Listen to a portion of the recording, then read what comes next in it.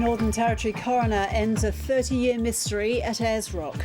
Shortly after Mrs. Chamberlain placed Azaria in the tent, a dingo or dingoes entered the tent, took Azaria and carried and dragged her from the immediate area. For Lindy and Michael Chamberlain, relief and closure after the long struggle to be believed. We're relieved and delighted to come to the end of this saga. We live in a beautiful country, but it is dangerous. This battle to get to the legal truth about what caused Azaria's death has taken too long. Systems working overtime. It's not the computer that could crash, but the operator. People start stuttering, people start umming and ahhing. And guilty as charged. Crime fails to pay for New Zealand's runaway millionaire.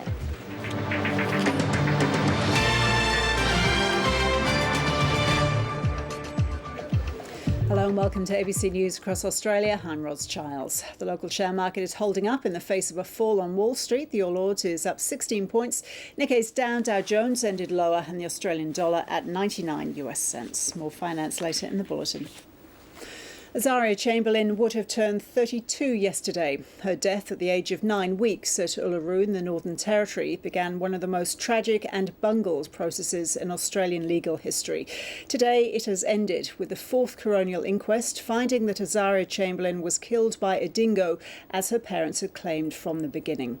The ABC's Tony Eastley has followed the story from the start and he's in Darwin now. So Tony, what was the reaction in the courtroom when the coroner handed down her findings?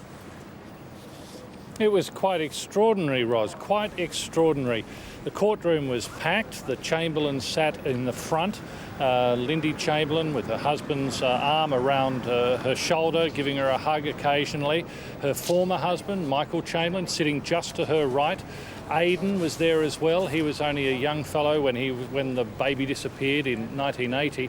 And when the coroner, Elizabeth Morris, got around to the nuts and bolts of the finding, you could have heard a pin drop. Let's go and have a listen to what Elizabeth Morris said. What occurred on the 17th of August 1980 was that shortly after Mrs. Chamberlain placed Azaria in the tent, a dingo or dingoes entered the tent, took Azaria and carried and dragged her from the immediate area. Mrs. Chamberlain, upon being alerted to Azaria's cry, returned to the tent area to see a dingo near the tent. Raising a cry which alerted others, Mrs. Chamberlain then ran for a short distance after the dingo back to the tent, confirming that Azaria was missing. So as you say, Tony, emotions were running high in the courtroom and even the coroner was affected. Yes, look, you can't help but be affected by the enormity of the struggle that's gone on. And I think at the press conference, which we'll hear from soon, Michael Chamberlain alluded to it. He said this has been a terrifying and bitter battle at times. Terrifying because back in 1980, their young baby, 9 weeks old, simply disappeared from a tent. They said that a dingo had taken it. No one, down the track, was willing to believe this young family. And then started the whole saga of the court case and the appeals, the lost appeals and the like. So when Elizabeth Morris spoke in the court and said to Lindy Chamberlain, Michael Chamberlain, she addressed them both, "We are sorry for what's gone on." And Elizabeth Morris's voice began to crack. Here she is again. Mrs. Chamberlain Crichton, Mr. Chamberlain, Aidan and your extended families. Please accept my sincere sympathy on the death of your special and loved daughter and sister, Azaria. I'm so sorry for your loss.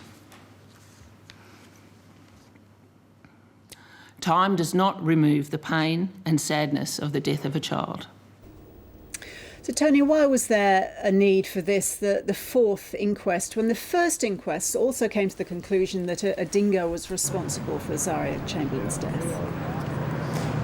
Well, there's been so many inquests, and the first one, Ros, was with Mr. Barrett. Now, that inquest actually found that a dingo played some role in the disappearance of Azaria Chamberlain. The second inquest, however, was completely different. So, in essence, it quashed the findings of that first one. Then, of course, there was the trial and conviction in 1982 here in Darwin in the Supreme Court. The subsequent inquest in 1995 didn't quite come to terms with the exact death, the nature of death of Azaria Chamberlain. So that's why they had this fourth inquest. It needed to define how the baby actually died, and the Chamberlains had dearly wanted that over the years. And so when that was handed down today, when Elizabeth Morris said a dingo did it, the relief in the courtroom was palpable, and afterwards there were hugs and tears. And in fact, many people in the gallery where I was sitting had tears in their eyes. Then Lindy Chamberlain Crichton, as she's known these days, and Michael Chamberlain and Aidan all came out to the front of this courthouse and they spoke to the media. Well, no longer will Australia be able to say that dingoes are not dangerous and only attack if provoked. We live in a beautiful country, but it is dangerous, and we would ask all Australians to be aware of this and take appropriate precautions and not wait for somebody else to do it for them. This has been a terrifying battle. Bitter at times, but now some healing and a chance to put our daughter's spirit to rest. Tony, you've covered this story from the very beginning, but as we heard from Michael Chamberlain, then it is the end of a long road for them. Oh, it certainly is. And, you know, I've been covering the story for more than 30 years. It was 30 years ago that the Supreme Court jury found Lindy Chamberlain guilty here in Darwin. So, yes, it has been a long slug for a number of older reporters. And there's only a few of us around who actually covered the trial, I must say. But setting that aside, it's nothing like the pain and anguish that the Chamberlains have been through. And today, these findings vindicate what Lindy Chamberlain said all those years ago in that camping ground in Uluru: a dingo has taken my baby. And what's more, Ros, today, Elizabeth Morris, the coroner, went to great pains to point out that immediately a death certificate would be made available here at the registry, indicating just that a dingo was responsible for the death of 9-week-old Azaria Chamberlain in 1980. And soon after the press conference, the Chamberlains walked the short distance away from the court here to pick up that death certificate. Tony, thank you.